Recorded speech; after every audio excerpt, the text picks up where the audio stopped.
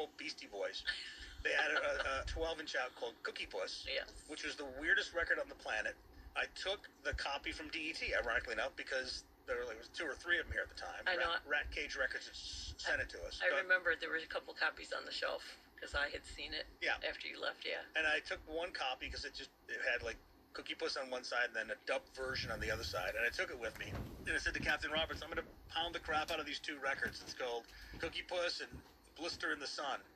And he's like, okay, gives me a little salute thing, and I go in there, and the trippy part was, I knew how influential the station was going to become, because years later, I found out the facts of how it worked, but I remember watching, because they'd always print in the Detroit News, the Free Press back in those days, they would print the charting records. The Violent Femmes was outselling, this is no lie, it was outselling Seven and the Ragged Tiger and Purple Rain by Prince. On the strength in Detroit. just the LBS airplay, because it was just me from 7 to midnight playing this stuff, and the whole time I kept going, why isn't anybody else playing this? Why? And so the record, what I find out years later, I left here, went to San Diego, we played it in San Diego like it was brand new. I got to San Diego in '86, so at that point it's almost 5 years old, and it starts charting in San Diego.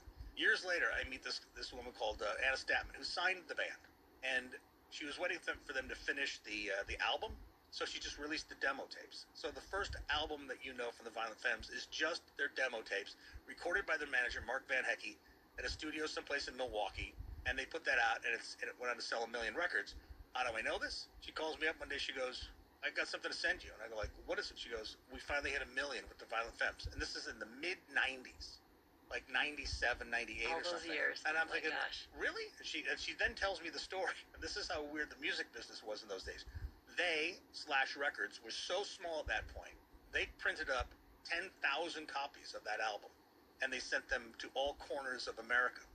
So every time Harmony House or Off the Record or one of these places sold a copy, they would have to call someplace else like Portland, Oregon, and San Francisco, send the 3 copies you have back to us. And they would send them back to Slash, and then they'd send them to Detroit. So they were recalling all 10,000 copies to their office in LA and then sending them to Detroit. Consequently, when they sold out all 10,000, they were like, now what do we do? So they went for the second pressing, because they never thought this record was going to sell anything. And it just kept going and going and going and going. So when I moved to San Diego, it happened again in San Diego. And she didn't know who I was. She just tried to figure it out, like, why is it selling here? And then I went to LA. I went to work at K-Rock for a short time in '88. Then it got thrown to that soundtrack for Grosse Pointe Blank. Yep. And the thing just basically, it was like a wheelbarrow that was just like slowly going down the hill, that all of a sudden turned into this monster, to the point where it sold a million records. She goes, I finally figured out what it was. And I go, what? She goes, you just kept bringing the same copy with you everywhere you went. Because I took the copy from LBS with me, San Diego. And, at this point, that's one of that and Legend are like Catcher in the Rye. They're albums that virtually everybody on the planet has. And if you don't, you're not a real human being. On vinyl, by the way. Gotta have it on vinyl. So that was the thing. So I left DET in '83. That's when, obviously, I met you for the first time. At 10 years old, it was, the weird part was, I remember you having to climb those huge ladders to put the A's on the top, because those libraries were not very OSHA friendly back in those days. Were they at? No, not quite so much. So you go to LBS, and you have your tenure there, and I remember when they changed the format. They changed the format twice. But it didn't take very long. Like, how long did they leave it? 8, 9 months. They basically came in, and Janie Washington, it was a sideways deal, but basically all the alternative stuff became very huge, and I think they thought it was getting out of control, because it was the weird punk rock kids at night that were basically, the influence that LBS had back in those days. So when they said, we're flipping the format, I said to Janie, I said, when? And she goes, we're flipping it next week. And I said, can you just do me a favor? Can I tell the audience it's flipping? Because I think you need to know how many people support it. Because they were having a hard time selling it. So I said, if I can get people to show up at the radio station, can the salespeople take pictures of the people who show up at the radio station, and then you can go to the advertisers and say, this is who listens. These are the people. Because you got to remember, at that time, Psychedelic Furs sold out Meadowbrook. All these Pretenders were selling out. Pine Knob. All the bands were doing incredibly well. The Clash played Motor City Roller Rink, I think. Then they came back and played the Grand Circus Theater. They played all of these, amazing plays. The bands were huge. They were selling tons and tons and tons of records. But the salespeople at LBS could not get it together to go out there and attract the advertisers, which is what radio is based upon. That was my lesson after leaving DET, that I couldn't just go on the air and raise 10 grand in 2 hours by begging people to send money. So Janie goes, okay, fine, just do it. So we went on the air, and I don't think she expected it, but people basically camped out in front of the radio station. The news truck showed up. And so they said, Janie goes, okay, you guys got a reprieve. And I thought, great. We probably got like maybe another 6 months or so, and then we got to do it again. What nobody knows is the guy who was the program director was also my roommate. He never got an apartment in Detroit. His name was Sergio. He used to live in New York. He would come and crash at my apartment. I had an apartment downtown in the right on the corner of Grand River and Washington. I had an apartment down there with my buddy Lem, who helped launch CIMX. Do you remember Lem Payne?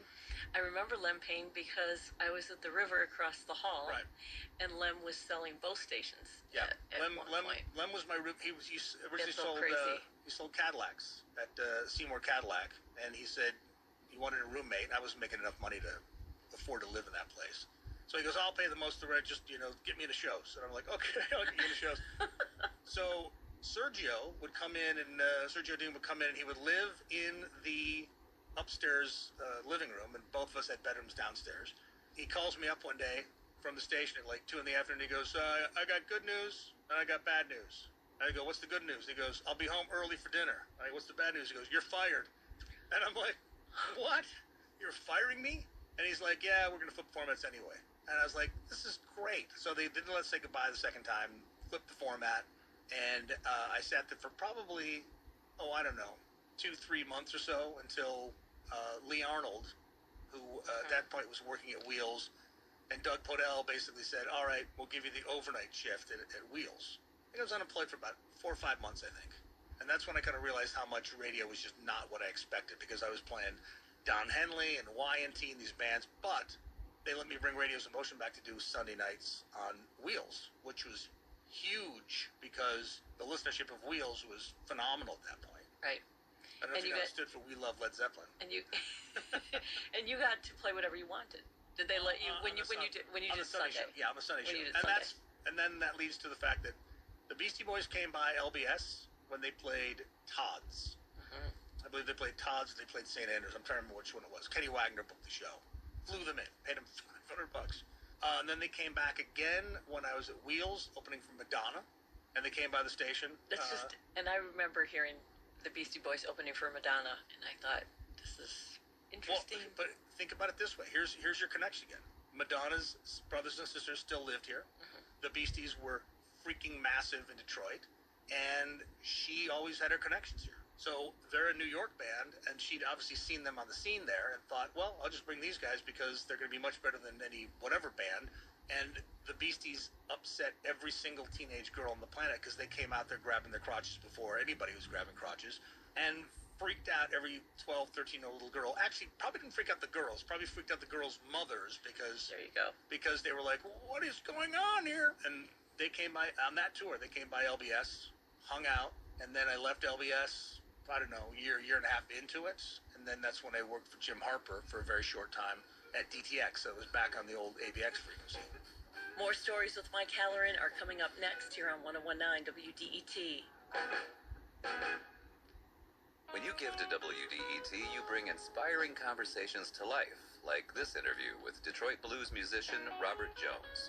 Blues for you is a lifelong passion, so why does it touch you the way that it does? For me, I was exposed fairly early to blues because of my maternal grandmother who came from the rural South. Now is the time to listen. Give now at WDET.org or by calling 800-959-9338. Money's been tight for a lot of families in this pandemic, and they have had to cut back, even on really essentials. Your neighbor is potentially so poor that their child is sitting in their own mess all day.